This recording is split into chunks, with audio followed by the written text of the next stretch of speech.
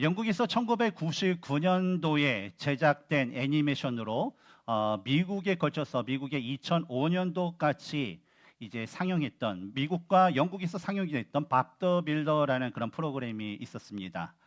이 애니메이션은요, 주인공인 건축업자 밥이 동역자인 웬디와 또 의인화된 여러 중장비 트럭들과 함께 이 마을에 그런 건물들을 세우면서 벌어지는 이야기를 담은 어린이용 애니메이션입니다. 아마 여러분들께서 뭐 자녀분이나 뭐 손주분이나 아마 이것을 이렇게 보여주고 또 함께 봤던 그런 경험이 있으실 것입니다.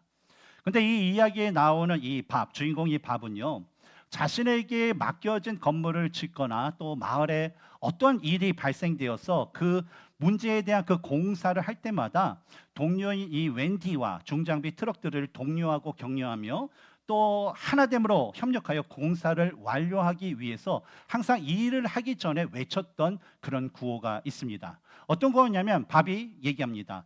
Can you fix it? 그러면 웬디와 에브리원이 뭐라고 얘기해요? Yes, we can! 이라는 그런 대답을 합니다. 제가 시카고에 있을 때 모토로라에 다니던 그 집사님 계셨는데 어느 날 밥 더 빌더 이 인형을 가져왔어요. 그러면서 집사님 웬 그 밥 더 빌더 인형을 어떻게 구입하셨어요? 그랬더니 목사님, 그 전사님 이게 구입한 게 아니라 회사에서 연말이라고 이걸 인형을 줬어요. 그러면서 뭐냐면 우리 회사를 잘 세워봅시다라는 의미로 이 인형을 줬다라고 이렇게 해서 한번 이렇게 웃은 적이 있었습니다. 어떻게 보면 별거 아닌 외침이에요. Can you fix it? Yes, we can. 근데 이 외침은요, 뭐 밥 자신뿐만 아니라 함께하는 이들이요, 자신들이 해야 할 일에 대해서 중심을 잃지 않고 그 일을 하는 데 있어서 힘을 내어 완성하게 하는 그런 어떤 능력이, 그런 힘이 있었습니다. 왜냐하면 이 외침에는요, 바로 자신들이 가진 사명과 어떤 믿음, 또 그리고 서로에 대한 협력과 헌신의 결단이 바로 이 외침 속에 담겨져 있었기 때문입니다. 우리가 하나님의 그 교회를 건강하게 세울 때에도요, 어느 상황 속에서나 확신을 갖게 하는 그런 믿음의 외침이 있습니다. 바로 오늘 본문 16절에 베드로가 고백한 주는 그리스도시요 살아계신 하나님의 아들이시니다 라는 그 고백입니다.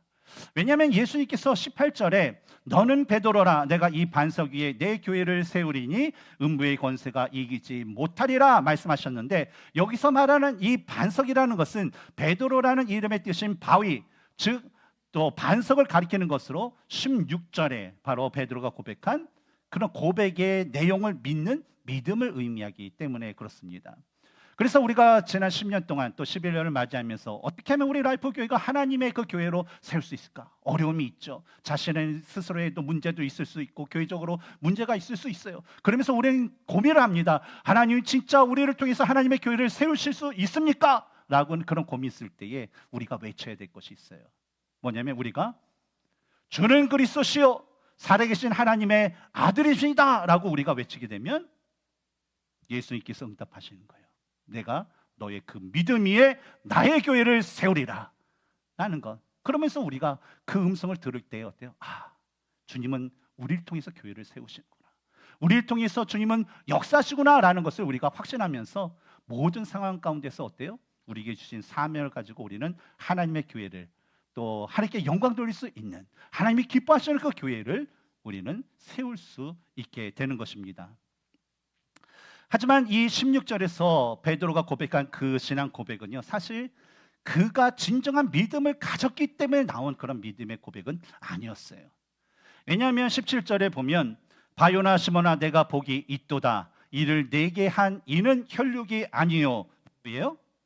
하늘에 계신 내 아버지시니라, 성부 하나님이시니라 라는 이 예수님의 그 말씀처럼 하나님께서 베드로의 입술을 통해서 이 고백을요 그냥 하게끔 만드셨기 때문이라는 거예요. 그리고 실제로도 베드로의 그 생애를 우리가 살펴보면 잘 알잖아요. 베드로의 생애를 살펴보면 그가 예수님을 살아계신 하나님의 아들로 믿은 것은 어느 때였습니까? 바로 부활하신 예수님을 그가 만났을 때에 예수님이 진정한 하나님의 아들이시구나, 그리스도구나 라는 것을 알았다는 거예요. 그리고 베드로의 생애를 봤을 때에 예수님에 대한 반석과 같은 믿음을 그가 가지고 복음을 전하며 그를 통해서 교회를 세우게 된 것은 어느 때였습니까? 바로 하나님의 약속의 말씀대로 오신 그 성령 하나님이 그들에게 임재하셨던 성령 강림 사건 이후였다라는 거예요. 그리고 그 밖에 많은 제자들 어땠을까요? 그들의 모습도요, 이 베드로와 마찬가지였습니다. 그러나 말씀대로 약속대로 성령이 임하자 약 43일 전만 해도 어느 여정의 말에 3번씩이나 나는 예수라는 사람을 몰라요.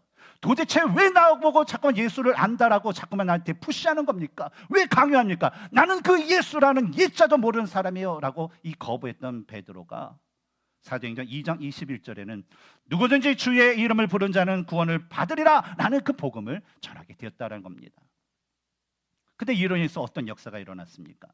바로 3,000명이나 되는 성년 남자들이 예수님을 믿고 침례를 받아 성도가 되는 그런 일이 일어나게 되었다는 거예요. 근데 이것이 뭡니까? 바로 최초의 그리스도의 그 교회인 예루살렘 교회가 바로 가시적으로 세워지게 되었던 그런 사건이었습니다. 오늘날 일부 목회자들과 성도들 중에는 교회가 건강하게 회복되고 부흥하기 위해서는 바로 초대교회로 돌아가야 된다라고 주장하는 사람이 있어요. 그래서 우리가 초대교회로 돌아가야지만 되는데, 왜냐하면 이 초대교회의 모습이 진정한 성경적인 모습이고 건강한 모습이다 라고 그들은 생각하고 주장하기 때문입니다. 그러나 여러분, 성경을 읽어보면 어떤가요? 여러분, 지금까지 우리 사도행전 1, 그렇죠? 12주를 공부했습니다. 그러면서 이제 교회가 세워지는 것들을 보고, 이제 사도행전 2는 뭡니까? 바울의 전도 여행을 1차, 2차, 3차, 4차까지 나오는 그 내용을 보고 교회가 세워지는 것들에 대해서 여러분이 공부를 하게 될 것입니다. 그런데 성경을 보면 어떻습니까? 바로 이 성경을 자세히 보면요, 그 역사를 보는데 교회가 가정교회에 된다? 작아야 된다, 이것이 건강하다라고 이게 얘기하면요, 이것이 잘못된 것이다라는 것을 우리 성경을 통해서 알 수가 있어요. 왜냐하면 성경적인 건강한 교회라는 것은요, 성도의 수가 작다, 많다, 형태가 가정교회다, 대형교회다, 중형교회다, 이런 형태로 결정되는 것이 결코 아니기 때문이라는 거예요. 우선 초대교회 시대의 성도들이 왜 가정에서 모였는가에 대한 우리 시대적인 그런 배경을 보면요, 당시에는 오늘날 현대교회처럼 수백 명이 들어갈 수 있는 이런 공간들이 많지 않았어요. 거의 드물었어요. 그렇기 때문에 예수님을 믿는 사람들이 모이려면 어때요? 회당에서 마음대로 모일 수 있어요? 없어요. 그러니까 좀 교인들 중에서 형편이 좋은 사람들, 좀 부자인 사람들이 집이 넓잖아요. 그러니까 각각 그 집에서 소수의 사람들이 모일 수밖에 없었습니다. 그래서 이 그리스도인들은 그뿐만 아니라 그렇게 모였지만 안식일에는 또 어떤 삶을 살았어요? 그들은 회당에 가서 회당 예배에 참석을 했고요. 또 주중에는 또 이제 유대 신실한 어떤 기도의 삶을 사는 사람들은요, 그냥 주중에는 성전에 가서 하루에 3번 이렇게 기도 생활을 꾸준하게 했다라는 거예요. 그러나 그리스도인들은 어떻습니까? 그들이 이제 가정에서 모여서 하나님의 말씀을 배우고 그리스도의 복음을 배우고 서로 기도 제목을 나누고 교제를 나눴다가 이제 흩어지게 되면 회당에서나 길거리에서나 만난 사람들에게 그리스도의 복음을 전하는 일에 힘썼고, 이런 일들에 인해서 예수님을 믿는 성도의 수가 많아지게 되었다라는 것이죠. 그래서 이에 대한 기록을 찾아보면 사도행전 2장에서 성령의 임재를 받은 이 베드로가 주 예수를 믿으라, 그리하면 너와 내 집이 구원을 얻으리라, 어떤 그 복음에 대한 것을 전하자 3,000명이나 되는 성도들이 생기게 되었어요. 그런데 2장, 2장을 더 넘겨서 사도행전 4장 4절을 보면 뭐라고 얘기합니까? 그 3,000명이 몇 명으로 늘어났어요? 5,000명으로 늘어났다라는 그런 기록을 우리는 보면서 이렇게 부흥이 됐구나라는 것을 알 수가 있어요.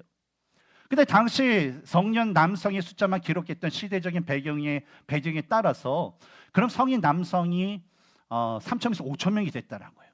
근데 성인 남성이면 결혼을 했을까요, 안 했을까요? 이렇게 했다라고 가정을 해요. 그렇죠? 대부분 하니까. 그럼 아내가 있어요. 한 명의 아내. 그러면서 하니까 또 자녀도 요즘보다는 많이 낫겠죠. 그러나 적어도 하나는 있겠다. 그러면 5,000명의 남자들이 아내 한 명과 자녀 한 명이 있다라고 그러면 최소한 몇 명이 예수님을 믿었다는 겁니까? 15,000명. 최소 15,000명이나 되는 그런 성도들이 바로 예수님을 믿고, 그리고 침례를 받고 그다음에 성도가 되었다라는 것을 알 수가 있다는 것이죠. 그리고 그 후에도 다른 제자들에 의해서 뭐 사마리아와 안디옥과 뭐 소아시아와 유럽과 각지에 전파되어서 교회를 세울 때 뭡니까? 성경 뭐라고 기록되어 있습니까? 믿는 자들이 많아졌더라라는 거예요. 동일한 부흥의 역사가 교회를 세워지는 그 현장 가운데 있다라는 것을 우리는 알 수가 있습니다.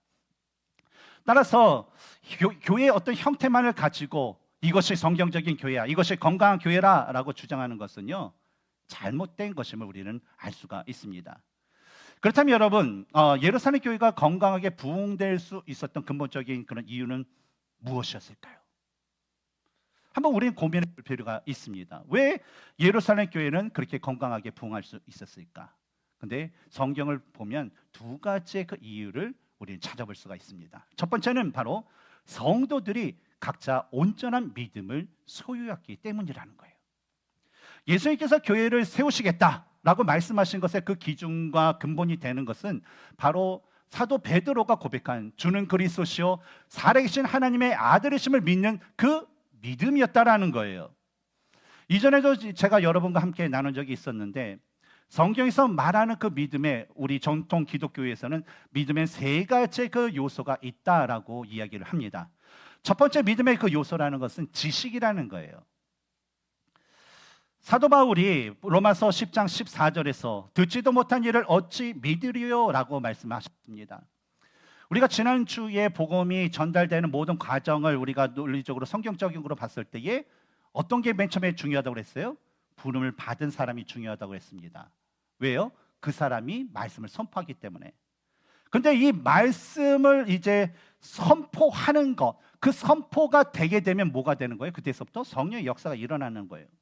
그래서 우리가 구약과 신약을 보면 하나님께서 자신의 백성들에게 구원의 은혜를 내리시는 그 과정을 보면 제일 먼저 됐던 것이 뭐냐면 부름을 자신의 일꾼을 부르지요. 근데 부른 자들을 통해서 하시는 것은 뭐냐면 항상 하나님에 관한 지식을 선포하여서 그 듣는 사람으로부터 그 하나님에서 알게 하는 그런 것서부터 시작이 되었다라는 거예요. 그래서 하나님께서 각 시대의 선지자를 통해서 전하라라고 명령하신 것은 내용이 무엇이었습니까? 바로 여호와 하나님이 누구신가? 그 하나님의 뜻이 무엇인가? 그 하나님의 말씀이 무엇인가에 대한 것을 뭐예요? 전하라라고 명령을 하셨다는 거예요. 그리고 예수님도 뭐래요? 바로 자신의 그런 제자들에게 가서 너희들로 가서 가르쳐 지키게 하라라는 것이 무엇이었습니까? 바로 그것도 하나님의 말씀이었다라는 겁니다. 근데 분명한 것은 뭐냐면 하나님에 대해서 여러분 많이 알면 알수록 저는 좋다고 생각해요. 많이 알면 알수록. 그러나 자기가 많이 알지 못하고 진짜 하나님과 예수님에 대해서 진짜 내가 아는 것이 조금밖에 아는 것이 없다 할지라도 그 조금밖에 아는 것을 통해서 하나님과 예수님께서 이 세상의 창조주가 되시고 우리의 구원자가 되신다라는 그것을 확실하게 알게 되면요, 구원의 역사는요, 성령의 역사는요 동일하게 성령께서 이루어 주신다는 거예요. 근데 이것이 사실이냐 아니냐라는 것을 우리가 증명해 볼 필요가 있는데, 그것은 뭐냐면 베드로가 사도행전 2장에서 누구든지 주의 이름을 부르는 자는 구원을 받으리라 라고 외치면서 바로 예수 그리스도의 십자가의 죽음과 장사되심과 부활에 대한 것을 선포하면서 그분이 하나님께서 우리에게 약속하신 메시아입니다, 그분이 우리의 그리스도이십니다, 그분이 우리의 구세주가 되십니다 라는 것을 선포했을 때에 어떤 역사가 일어났어요? 수천 명의 사람들이 구원받는 그런 역사가 일어났다는 거예요. 그래서 이 사실을 봐도 뭐예요? 주의 이름을 부른 자는 구원을 받으리라. 주님께서 구세주인 것을 믿는 자, 주님께서 나의 주인 되신 것을 믿는 자는 뭘 얻는다고요? 구원을 받으린다라는 이 메시지 하나만으로도 성령의 역사, 구원의 역사는 일어난다라는 것을 우리는 충분히 증명할 수 있을 것입니다. 그리고 사실 이 지식과 믿음의 관계는요, 우리의 믿음에 대한 얘기를 할 때뿐만 아니라 사실 우리 세상에서도요 똑같이 적용되는 그런 원리예요. 왜냐하면 여러분 누군가를 믿잖아요, 그렇죠? 믿는 사람이 있죠. 나 이 사람의 말은 진짜 믿어. 특별히 이 남편과 아내 믿잖아요, 그렇죠? 근데 그 믿는 그 이유가 뭡니까? 내가 남편을 믿고 아내가 남편이 아내를 믿고 아내가 남편을 믿고 또 때로는 부모가 자녀를 믿고 자녀가 부모를 믿는 것, 그 믿는 거의 근거가 되는 것이 뭐예요? 그렇죠? 신뢰인데 왜요? 내가 그 사람을 알기 때문에 그런 거예요. 모르는 사람을 믿는다? 그 말도 안 되는 거예요. 이 세상이 또 그래요. 근데 다만 우리가 주의하고 또 주의해야 될 것은 뭐냐면 믿더라도 거짓을 믿으면 안 돼요. 거짓된 지식, 거짓된 정보, 거짓된 사람을 믿게 되면 뭐예요? 거짓된 믿음이 되는 거예요. 그렇기 때문에 우리가 알아야 되고 우리가 믿어야 되는 건 뭐예요? 진리를 알아야 되고 진실된 사람을 우리는 믿어야 된다라는 것입니다. 그러므로 우리가 조금이라도 더 온전한 믿음을 갖기 위해서는요, 바로 하나님과 예수님을 알기 위해서 날마다 성경에 기록된 말씀을 읽고 묵상하면서요, 그분을 알 수 있는 은혜가 성령으로부터 올 수 있도록 우리는 구하고 찾고 두드리는 그런 모습을 가져야 될 줄 믿습니다. 두 번째로 우리 믿음의 요소는 동의입니다. 동의. 사람이 자신이 가진 그 지식이 진실하다라고 여겨질 때 그 지식에 대한 확신을 갖게 되는데, 여기서 말하는 이 확신이 바로 동의입니다.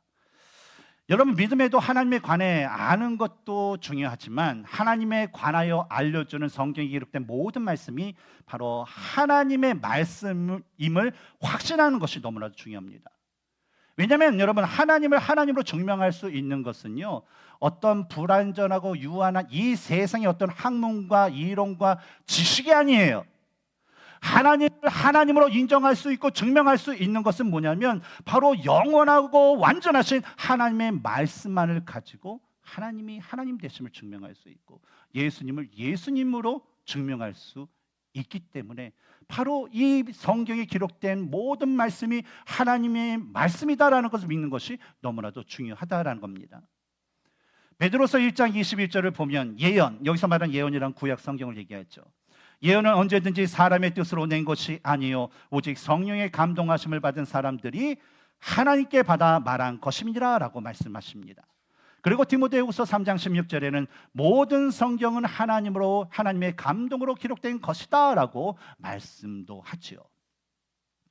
성경은 어떤 선지자나 어떤 제자가 갑자기 탁 나타나서 자신이 생각한 대로 하나님에 대해서 이야기한 책이 결코 아닙니다. 하나님께서 모든 성경의 그 저자들을 성령의 감동으로 시키신 후에 그들이 가진 어떤 성경 재능과 지식과 재능과 은사와 교양과 문자와 기타 등등의 여러 가지 그 특징들을 유기적으로 사용하셔서 하나님께서 말씀하신 것을 기록하게 한 진리의 말씀인 것입니다. 따라서 비록 현재는 성경의 원본이 아직 발견되지는 않았지만 모든 성경 뭐예요? 하나님의 감동으로 된 것, 하나님의 감동으로 기록된 것이기 때문에 오류가 전혀 없는 하나님의 말씀이다라는 것에 대해서 우리가 확신을 가질 때 우리들의 그 믿음이라는 것은 더욱더 온전해질 수 있다는 거예요. 그런데 성경에 기록된 것이 오류가 있다, 이게 하나님이 기록한 것이 아니다라는 것은요, 게임 끝. 믿음이라는 것이 온전해질 수 없는 거예요. 믿음이라는 것이 생길 수 없다는 거죠. 다음으로 세 번째 믿음의 요소는 신뢰입니다. 신뢰는요, 알고 확신하는 것을 실제적으로 행하는 것을 의미하는 것인데, 만약에 우리가 가진 믿음에 지식도 있어요, 동의도 있어요. 그런데 신뢰라는 이 요소가 빠지게 되면요, 그 믿음이, 그 사람이 말하는 믿음이라는 것은요, 그냥 단순한 지적 활동에 불과하다는 거예요. 왜냐하면 우리가 야고보서를 보면 야고보가 얘기하지 않습니까? 야, 하나님이 한 분인 줄 아느냐? 근데 누가 또 그 한 분인 줄 안다고 했어요? 귀신도 안다라고 하셨어요. 그렇죠? 예수님이 하나님의 아들인 것을 누구도 알아요? 귀신도 알아요. 근데 귀신이 하나님과 예수님을 자신의 주인으로 섬기나요? 경배하나요? 절대 하지 않아요. 그에게는 지식도 있었어요.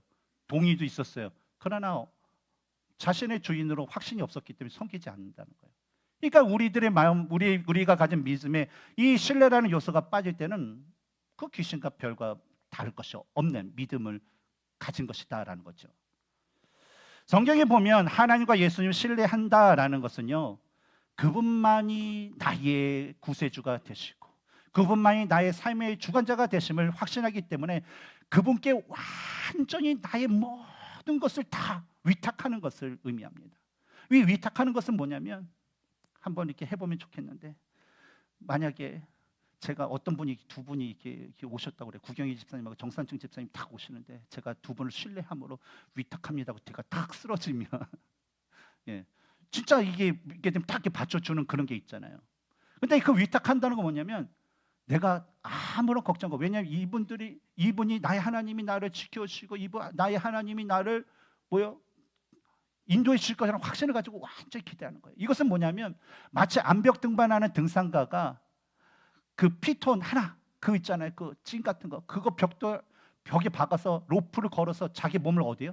그 피톤 하나에 의지하고 매달리는 것처럼, 바로 그런 의미, 바로 하나님과 예수님을 신뢰한다는 것은 그런 믿음을 가지고 완전히 나의 생명과 나의 생애를 전적으로 맡기는 거, 의지하는 거, 그것을 의미한다라는 것입니다.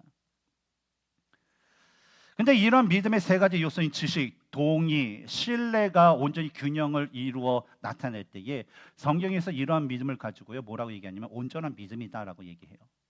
그리고 이러한 믿음의 요소가 계속적으로 균형을 이루어지고 더욱더 강해지고 더욱더 많아지고 굳건해지고 점점 삶에서 확장될 때에 바로 성경은 이런 믿음이 자라난다, 성숙된다라고 이야기를 합니다.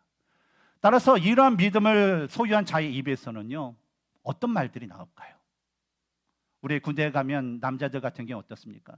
잠자다가도 누군가가 나를 스치는 느낌만 나도 어때요? 자다가 말고 뭐래요? 관등성명을 댑니다. 이병 무시용호 툭 건들면 무조건 관등성명 나와요. 그러니까 이런 믿음, 올바른 지식과 올바른 동의와 올바른 확신을 가진 온전한 믿음을 가진 사람은요, 그 입에서는요, 만나기만 예수, 건드리기만 예수, 예수님의 사랑, 은혜, 그것밖에 나올 게 없는 거예요. 그게 바로 믿음의 사람이 고백하는, 입에서 나오는 그런 고백이라는 거예요. 그리고 이런 믿음을 소유한 자의 행동은 어떨까요? 뭐를 하든지 어떤 걸 하든지 하나님의 말씀에 순종하여서 따르는 삶, 모든 삶, 내가 어딜 가든지 무엇을 하든지 내가 하나님께 영광을 돌리는 그런 삶의 모습이 나타날 수밖에 없다라는 것입니다. 여러분, 사복음서를 보면 예수님의 표적을 따랐던 수많은 사람들이 있었다라는 것을 우리는 알고 있습니다. 그리고 우리가 지난번에 누가복음을 나눌 때도 그 따른 수가 뭐예요? 10,000명이나 됐더라라는 그런 표현, 수많은 사람을 나타내는 그런 수적인 표현이죠. 그런데 여러분, 수많은 사람들이 예수님을 따랐어요. 나는 예수님을 알고 예수님을 좋고 예수님을 믿고 별 얘기를 다 하면서 예수님을 따랐어요. 그러나 예수님께서 십자가에 달려 죽으시는 그 십자가 앞에는 몇 명이나 남아 있었나요? 10손가락에, 그렇죠? 저는 아주 극소수의 그 사람만 그 십자가 앞에 있었습니다. 그런데 이런 사람들을 통해서 우리가 알 수 있는 것은 뭡니까? 아무리 우리가 예수님에 대한 지식이 있고 예수님이 하나님의 아들이고 그리스도라는 것에 대해서 내가 동의를 한다 해도, 진짜 예수님이 자신의 구세주와 주님이 되시는 것을 확신하지 못하니까 내가 그분께 온전히 기대지 못하고 위탁하지 못하는 그런 삶을 살게 되면요, 우리가 가진 믿음이라는 것은 온전하지 않는 믿음이라는 거예요. 어떻게 보면 단지 예수님을 따르긴 알았지만, 예수님을 따랐지만 결국 십자가 앞에서 도망했던 그 수많은 사람들이 가졌다는 믿음과 별반 다를 것이 없는 믿음이라는 거죠. 예루살렘 교회 초창기 멤버라고 부를 수 있는 예수님의 부활과 승천을 보았던 120명의 성도들도요, 사실 부활하신 예수님을 만나기 전까지 예수님에 대해서 온전히 알지도 못하고요, 온전히 믿지도 못했어요. 그러나 부활하신 후에 찾아오신 그 예수님을 그들이 만남으로 인하여서 이전에 예수님께서 성전을 허물라 내가 3일 만에 다시 세우리라는 그 말씀, 진짜 어떤 그 구속의 역사에 대한 그런 수많은 말씀하셨던 것이 그때 기억나면서, 예수님께서 나의 진정한 구세주시구나, 진짜 예수님께서 하나님께서 보내신 메시아구나, 예수님께서 나의 주인이 되신구나, 예수님께서는 하나님의 아들이신구나 라는 것을 그들이 그 순간에 온전히 믿게 되었다는 거예요. 따라서 우리 자신의 신앙이 성장하고 또한 우리의 그 교회가 하나님이 기뻐하시는 그 모습으로 부흥하기 위해서는요, 우리 모두가 성경을 통해서 하나님과 예수님에 대해서 제대로 알아야 되고요, 날마다 아는 깊이가 깊어지면서 우리가 아는 것과 우리가 믿는 것이 하나가 되는 그런 삶으로서 우리는 그리스도인이라는 것을 우리는 증명하고, 주님께서 우리의 구세주가 되시고 주님께서 우리의 주인 되신다라는 것을 증명하는 삶을 살아야 할 것입니다. 저는 이러한 삶을 통해서 우리 모두의 그 믿음이 바로 온전한 믿음이 되기를 주님의 이름으로 축원합니다. 두 번째로 예루살렘 교회가 부흥할 수 있었던 두 번째 이유, 첫 번째 뭐라고 했죠? 각 성도가 온전한 믿음을 소유한 것. 두 번째는 각 성도들이 성령의 충만함을 소유했기 때문이었습니다. 예수님께서 부활하신 후에 120여 명의 제자들과 함께 예수님은 40일 동안 함께 그 시간을 보내신 후에 하늘로 승천하시게 되었습니다. 근데 이 120명의 그 경우에는 사실 각자의 그 가정이 있었던 사람이었어요. 그리고 각자의 일터가 있었던 사람이고 보살펴야 할 그런 가족들이 있는 사람이었습니다. 그러나 예수님께서 부활하신 후에 그들과 40일이라는 시간을 보내면서 그들은요, 자신들이 있었던 가정, 직장, 보살펴하는 그 가족들을 다 내려놨어요. 그래서 이제 예수님께서 40일 만에 승천하시고 나서 이제는 집에 돌아가서 가정도 돌보고 직장도 돌보고 가족도 케어해야 되는데, 예수님께서 뭐라고 했어요? 내가 아버지께 약속한 성령이 오실 때까지 이 예루살렘을 떠나지 말라라는 그 명령에 순종하여서 그들은 예루살렘을 떠나지 않고요, 최초의 교회의 장소라고 여길 수 있는 그 다락방에 모여서 그들은요, 날마다 기도에 힘쓰고 날마다 그 약속대로 오실 그 보혜사 성령님의 임재를 기다리게 되었다는 겁니다. 근데 한번 생각해 보세요.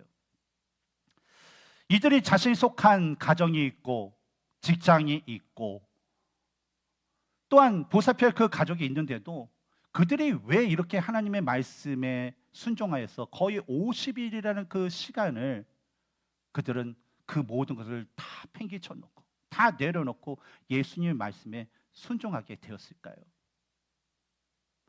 우리도 예수님을 믿어요. 우리도 예수님의 부활과 승천, 그리고 다시 오실 그 예수님을 믿습니다.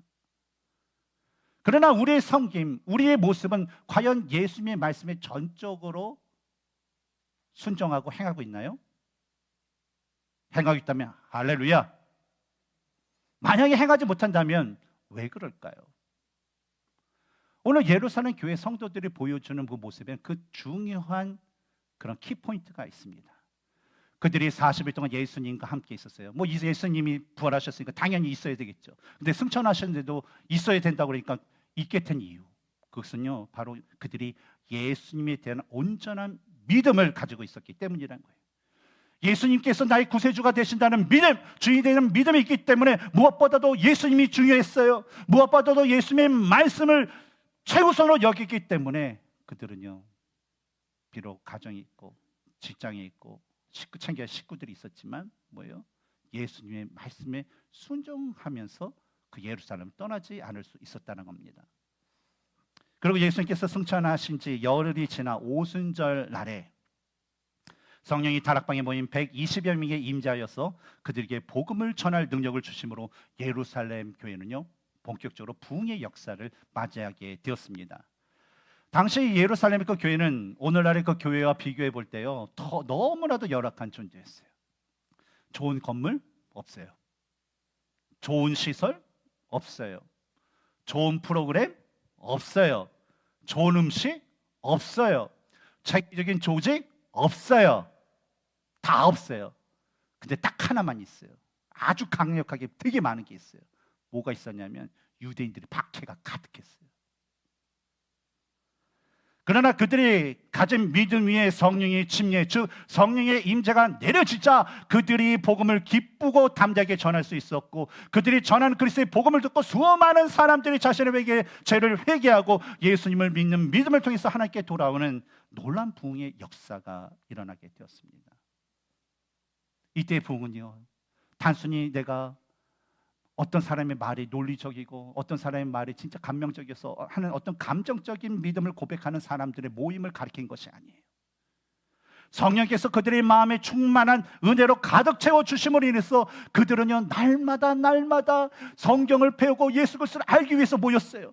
저도 어렸을 때 중고등학교 때 보면 학교만 끝나면 제일 가고 싶은 데가 교회예요. 그래서 교회 가보면 저뿐만 아니라 다른 친구들과 해서 같이 모여서 찬양하고 또 말씀도 읽고 또 기도도 하고 하는 그런 상황. 이 예루살렘 그 성도들이 시간만 나면 모여서 기도하고 말씀했어요. 또 이뿐만 아니라 자신의 물건을 서로 통용하여 가난한 사람들에게, 가난한 성도들에게 나눠줌으로 사도행전 뭐라고 얘기하냐면 가난한 자들이 없었더라라고 기록해요. 바로 이런 놀라운 변화가 실제적으로 삶에서 일어났던 부흥, 그것이 바로 예루살렘 교회에 일어났던 부흥이었습니다. 이처럼 예루살렘 교회에 일어난 부흥의 모습을 보면 교회 부흥은요 세상이 말하는 조건에 의해서 이루어지는 것이 아니라 바로 우리 성도 각 개인이 얼마나 하나님께 대한, 예수님께 대한 굳건한 믿음을 가지고 있는가, 그리고 성령의 충만함과 그분의 역사가 어떻게 우리들의 그 가정 가운데, 우리의 삶 가운데 임하느냐에 따라서 주어지는 은혜가 바로 그 부흥의 은혜다라는 것을 우리는 알 수 있습니다. 그렇다면 우리 교회가 하나님이 기뻐하시는 뜻대로 부흥의 은혜를 얻기 위해서 우리는 어떠한 삶을 살아가야 할까요? 아주 단순한 원리가 적용될 수 있어요. 뭐냐면 우리가 해야 될 일에 우리가 최선을 다하고 하나님께서 하실 일에 최선을 다해 그것이 이루어지기를 간구해야 된다. 한번 따라해 주시기 바랍니다. 우리가 해야 할 일에 우리의 최선을 다하고 하나님께서 하실 일에 최선을 다해서 그것을 위해서 기도하자.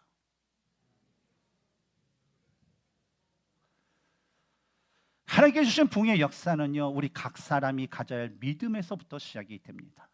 이를 위해서 우리는요 날마다 말씀과 기도의 시간을 가져야 돼요. 우리에게 주어진 하루의 시간 24시간 몇 분입니까? 1440시간 있죠. 44분. 근데 그 1440분에 여러분 144분의 1이 몇 분인지 아세요? 10분이에요. 지금까지의 삶을 살면서 여러분 나름대로 시간을 갖고 하시는 분 너무 잘하셨어요. 그러나 지금까지 내가 하나님을 위해서 말씀 읽는 시간을 못 갖고 기도하는 시간을 못 갖은 그런 분이 계시다면 여러분 하루 시간에 144분의 1, 시간을 11조를 드리라는 것도 아니에요. 2시간 40분 드리라는 것도 아니에요. 144분의 1인 10분의 시간을 여러분 하나님의 말씀을 읽는 시간으로 드리시기 바랍니다. 또한 또 다른 144분의 1인 또 다른 그 10분의 1 시간을 내어서 하나님께 온전히 마음을 다해서 기도하는 그 시간을 가지면서 하나님과의 그 교제의 시간을 갖고 하나님과 그 교제의 시간이 더욱더 깊어질수록 힘쓰시는 모든 성도님들이 되시길 바랍니다. 그리고 하나님께 주신 복음의 사명을 감당하기 위해서 하나님의 뜻에 합당한 생각을 갖도록 여러분 노력하시고 하나님의 뜻에 합당한 그런 결정을 할 수 있는 결단을 하시고 하나님께 합당한 그 삶을 살아가기에 힘쓰시기 바랍니다. 지난주에 우리는 오랜 시간 동안 소망하고 바라고 기도했던 그 교회 건물에 대해서 하나님께 해서 하신 일들에 대해서 나누고 그 현장을 다녀왔습니다. 여러분 그 현장을 돌아보면서 어떤 느낌을 드셨습니까? 저는 플래노에서 콜로니로 이사 왔던 그 당시 한 3년 전이었던 것 같아요. 이사를 딱 그때 셧다운 딱 되고 셧다운 풀린 다음에 딱 왔는데 이사를 타 있는 집들을 안 갔어요.